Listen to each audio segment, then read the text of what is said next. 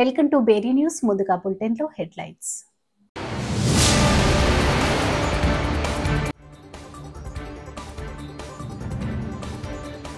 ఉద్యోగ సంఘాలు నన్ను కొనుక్కొని తిన్నా కూడా నా దగ్గర పైసలు లేవు. రేవంత్ రెడ్డి.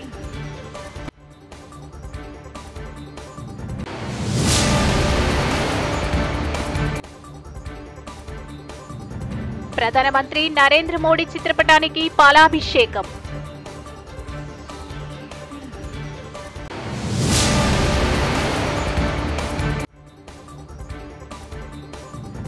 రైతుల భూ సమస్యలు తీర్చడానికి తీసుకొచ్చిన గొప్ప చట్టం భూభారతి చట్టమన్న ఎమ్మెల్యే నాగరాజు. భూభారతి నూతన రెవెన్యూ చట్టం అమల్లో భాగంగా వరంగల్ జిల్లాలోని వర్తనపేట మండలాన్ని పైలట్ ప్రాజెక్టుగా ఎంపిక చేసి సోమవారం మండలంలోని బండావుతాపురం, కొత్తపల్లి గ్రామాల్లో జరిగిన రెవెన్యూ సదస్సులో జిల్లా కలెక్టర్ డాక్టర్ సత్య శారదాతో కలిసి పాల్గొన్న వర్తనపేట నియోజకవర్గ ఎమ్మెల్యే విశ్రాంత ఐపీఎస్ అధికారి శ్రీ కెఆర్ నాగరాజు. అలాగే మీకు ఏ సమస్య ఉన్నా నా డయల్ యువర్ ఎమ్మెల్యే 8096107107 సమస్యలకు పరిష్కరించుకోవాలని ఎమ్మెల్యే నాగరాజు తెలిపారు. ఈ కార్యక్రమంలో తహసీల్దార్ విజయసాగర్, మార్కెట్ చైర్మన్ వెంకటయ్య మరియు మండల కాంగ్రెస్ అధ్యక్షుడు ఎద్దు సత్యం, బ్లాక్ కాంగ్రెస్ అధ్యక్షుడు రాజిరెడ్డి, గ్రామ పార్టీల అధ్యక్షుడు దశరథం, రెవెన్యూ అధికారులు, ప్రజా ప్రతినిధులు, రైతులు తదితరులు పాల్గొన్నారు.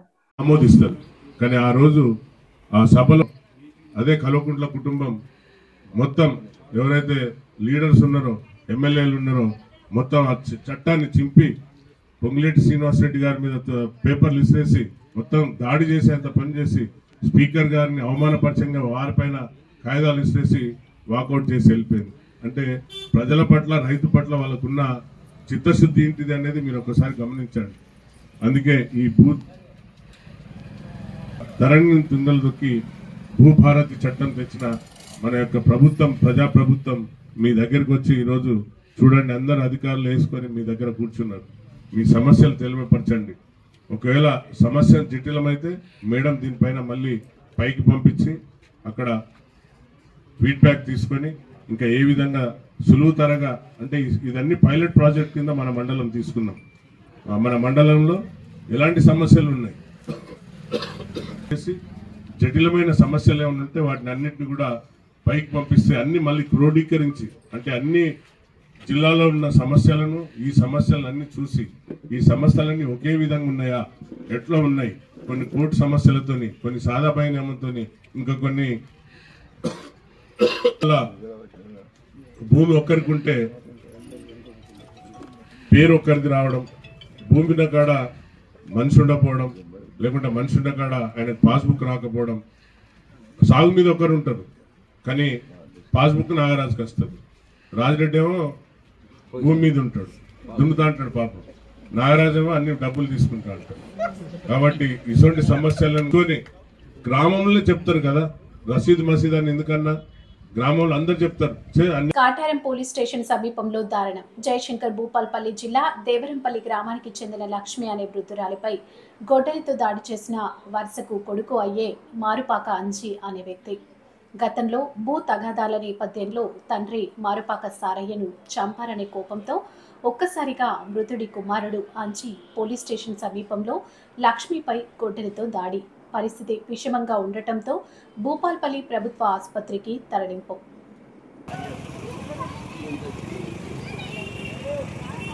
దొంగ పుష్ కథం అవుటే అది నరికి మొన్న దేవరంపల్లి నడపలే అదే. విద్యార్థులకు శారీరక, మానసిక ఉల్లాసం పెంపొందించడానికి ఈ వేసవి శిక్షణ శిబిరాలు ఏర్పాటు చేశారని బాలికల ఉన్నత పాఠశాల మరియు బాలుర ఉన్నత పాఠశాలలో వేసవి శిక్షణ తరగతులు ప్రారంభించామని ప్రధానోపాధ్యాయురాలు పేర్కొన్నారు. ఈ సందర్భంగా వారు మాట్లాడుతూ ప్రభుత్వ డైరెక్టర్ ఆఫ్ ఎడ్యుకేషన్ ఆధ్వర్యంలో ఈ వేసవి శిక్షణ శిబిరాలు ఈ నెల 2వ తేదీ నుంచి 16వ తేదీ వరకు 15 రోజులు కొనసాగుతున్నాయని తెలిపారు. విద్యార్థులు సంవత్సర కాలం పాటు చదువుపై ధ్యాస ఉంచుకున్నారని, వేసవి కాలం సెలవుల్లో విద్యార్థులకు మానసికంగా వారి నైపుణ్యం పెంపొందించడానికి ఈ శిక్షణ శిబిరాలు ఉపయోగపడతాయన్నారు. ఈ శిక్షణ శిబిరంలో విద్యార్థులకు డ్రాయింగ్, డాన్స్, స్పోకెన్ ఇంగ్లీష్, జ్ఞాపక శక్తి కోసం కోసం శారీరకంగా దృఢంగా ఉండటం కోసం యోగా వంటి శిక్షణ తరగతులు నిర్వహిస్తున్నామని తెలిపారు. ఈ శిక్షణ శిబిరం విద్యార్థులు ఈ అవకాశాన్ని సద్వినియోగం చేసుకోవాలని కోరారు.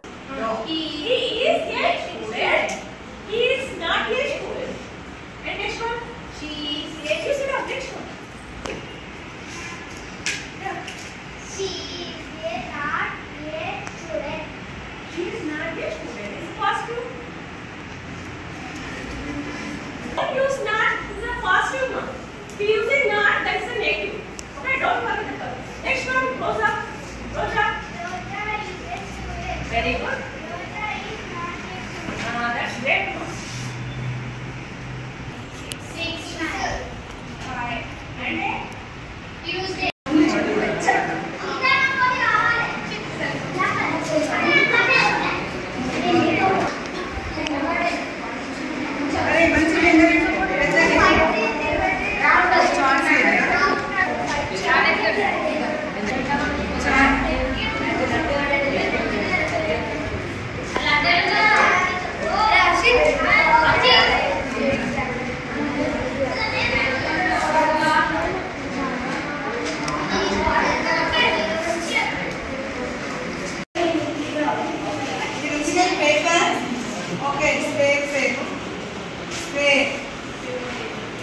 Okay, children, listen to me. Yes. Okay. Next here. Fold చేయాలి. ఇలా ఫోల్డ్ చేసిన తర్వాత ఇక్కడ స్కెచ్ తో మనం ఇలా యూ షేప్ తో గీయండి. యూ షేప్ తో గీసిన తర్వాత సీజర్ తో ఇలా చేసినప్పుడు మనకి హనుమకొండ జిల్లాలో పలు రెస్టారెంట్లలో తెలంగాణ రాష్ట్ర ఫుడ్ సేఫ్టీ టాస్క్ ఫోర్స్ బృందం ఆకస్మిక దాడులు చేపట్టింది. తెలంగాణ రాష్ట్ర food safety commissioner RV Karnan ఆదేశాల ప్రకారం తెలంగాణ రాష్ట్ర food safety task force team head zonal assistant food controller V Jyothirmaya ఆధ్వర్యంలో task force food inspectors Rohit Reddy, Swathi, శ్రీశిఖలతో కూడిన బృందం హన్మకొండ పట్టణంలో గల food on fire landmark restaurant లో ఆకస్మికంగా తనిఖీలు నిర్వహించారు. ఈ రెస్టారెంట్ల నందు వంటగది పూర్తిగా అపరిశుభ్రంగా ఉండటం, మురికితో దుర్వాసన కలిగిన రిఫ్రిజిరేటర్లో ఫుడ్ సేఫ్టీ ప్రమాణాల ప్రకారం సరైన ఉష్ణోగ్రతను మెయింటైన్ చేయకపోవడమే మరియు సుమారు 45,000 రూపాయల విలువ కలిగినటువంటి 32 కిలోల నిల్వ చేసిన కుళ్ళిన మాంసపు ఉత్పత్తులను, హానికర ప్రమాదకరమైన రంగులను కలిపి చికెన్ కాలం చెల్లిన ఐస్ క్రీంలు, పాల ప్యాకెట్లు, మసాలా పొడులు, లేబుల్ డిఫెక్ట్స్ కలిగిన కార్న్, కొబ్బరి పొడి మరియు ఇతర ఆహారం ముడి సరుకులు మరియు ఫంగస్ తో కూడుకున్నటువంటి కాలీఫ్లవర్, క్యాబేజీ వంటి కూరగాయలను గుర్తించడం, బిర్యానీ మరియు ఇతర ప్రాసెస్డ్ ఫుడ్స్ తయారీలో మోతాదును మించి హానికర రసాయనాలతో కూడినటువంటి రంగులను వాడటం, హోటల్ యాజమాన్యంపై food safety task force team head అయిన పి జ్యోతిర్మయ్ తీవ్ర ఆగ్రహం వ్యక్తం చేస్తూ అప్పటికప్పుడే ప్రజల ఆరోగ్యానికి భంగం కలగకూడదని వాటిని ధ్వంసం చేసి FSS 2006 చట్టాన్ని ఉల్లంఘించినందుకు నోటీసులు జారీ చేయడం జరిగింది. ఈ నిబంధనలు పాటించిన ఎడల చట్ట ప్రకారం శిక్షకు గురి కాబడతామని హెచ్చరించడం జరిగింది. ఈ టాస్క్ ఫోర్స్ దాడుల్లో అధికారులతో పాటు పలువురు సిబ్బంది పాల్గొనడం జరిగింది.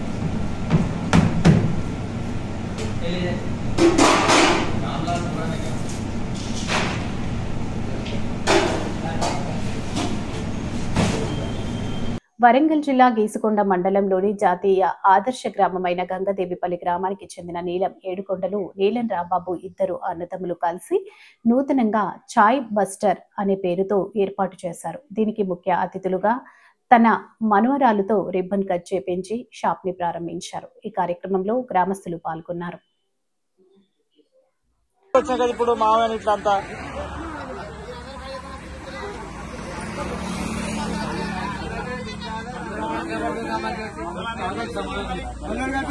సార్ రండి, మళ్ళీ తిరుగుతారు. ఇగో ఇగో ఇంకోటి కట్టు. ఉద్యోగ సంఘాలు నన్ను కోసుకొని తిన్నా కూడా నా దగ్గర పైసలు లేవు. రేవంత్ రెడ్డి, నేను కామన్ మ్యాన్ లాగా విదేశాలకు ఎకనామిక్ టికెట్ తోనే వెళ్తాను. రేవంత్ రెడ్డి అప్పు కోసం పోతే నన్ను దొంగని చూసినట్టు చూస్తున్నారు. ఢిల్లీకి పోతే చెప్పులు ఎత్తుకుపోతాడేమో అని నాకు అపాయింట్మెంట్ కూడా ఇవ్వడం లేదు. నన్ను ఎవరు బజార్లో నమ్మడం లేదు రేవంత్ రెడ్డి. ముఖ్యమంత్రిగా ఎక్కడికి పోయినా నాకు ప్రత్యేక విమానం తీసుకొని పోవచ్చు. ప్రత్యేక విమానం కాదు కదా, మామూలు విమానంలో కూడా ఎకానమీ టికెట్ కొనుక్కొని పోతున్నా. విదేశాలు పోతే కూడా ఫస్ట్ క్లాస్ ఏది కావాలన్నా ముఖ్యమంత్రికి ఆ హోదా ఉంటుంది. నేను ఆ టికెట్లు కూడా కొనుక్కోవడం లేదు. చాలా నార్మల్ సామాన్య ప్రయాణికులతో నేను ప్రయాణం చేస్తున్నా. రాష్ట్రం ఆర్థికంగా బాగా లేదు, అప్పు పుడతలేదు, అనా పైసా ఎవడు ఇస్తలేడు. ఎవరినైనా కలవడానికి పోతే బ్యాంకర్లు దొంగలను చూసినట్టు చూస్తున్నారు తెలంగాణ రాష్ట్ర ప్రతినిధులను. ఎవడు ఢిల్లీకి పోతే అపాయింట్మెంట్ కూడా ఇస్తలేడు, వీడు వస్తే చెప్పులు కూడా ఎత్తుకుపోతాడేమో అన్నట్టుగా ఆ పరిస్థితి ఉంది దేశం ముందల. అప్పు పుడితే నేను కూడా ఏదో ఒకటి చేసి తెచ్చిచ్చేటోను, అప్పు పుట్టట్లేదు. ఎవడు బజార్లో నమ్మడం లేదు. స్వీయ నియంత్రణనే దీనికి పరిష్కారము. ఉన్నంతలో గౌరవంగా సంసారాన్ని నడిపితే బజార్లో ఎవడైనా నమ్ముతాడు. వీధికెక్కి రచ్చ చేసుకుంటే కుటుంబం పరువు బజార్లో పడేసుకుంటే ఎట్లుంటుందో, ఉద్యోగ సంఘ నాయకులారా, రాష్ట్ర ప్రభుత్వం అనేది మన కుటుంబము. ఈ పరువును బజార్లో మీరు పడేస్తాము అనంటే కుటుంబ పెద్దగా వద్దు అని నేను విజ్ఞప్తి చేస్తున్నా. నన్ను కోసినా కూడా 18,500 కోట్ల రూపాయల కంటే ఎక్కువ ఆదాయం లేదు. ఏం చేస్తారా ఆయనను చెప్పురు ఉద్యోగ సంఘాల నాయకులను అడుగుతున్నా, ఏం చేస్తారు? నన్ను కోసుకుంటే తింటారా? వండుకొని తింటారా? ఏం చేస్తారు? లేదు, ఉన్నదే 18,500 కోట్లు. ఎట్లా వంచుదామో చెప్పండి. ఏది ఆపమంటారో చెప్పండి. వృద్ధాప్య పెన్షన్లు ఆపమంటారా? ఉచిత కరెంట్ ఆపమంటారా? షాదీ ముబారక్ ఆపమంటారా? ఏ ఆపమంటారో చెప్పండి. ఏది ఆపుతారో ప్రజలకు చెప్పండి. అయ్యా మీది ఆపేసి మేము బోనసులు తీసుకుంటాం, మేము జీతాలు పెంచుకుంటాం, మేము అన్నీ మేము దినంగా మిగిలితేనే మీకు ఇస్తామని రైతు ప్రజలకు చెప్తా అంటే చెప్పండి. బహిరంగ సభ ఏర్పాటు చేద్దాం, 10 లక్షల మందిని తెస్తా. ఉద్యోగ సంఘాల నాయకులు మాట్లాడండి, మేము ఈ చిట్టి ఇచ్చిన ముఖ్యమంత్రికి దీని ప్రకారం పరిపాలన జరుగుతుంది అనేది ఇదొక మార్గం.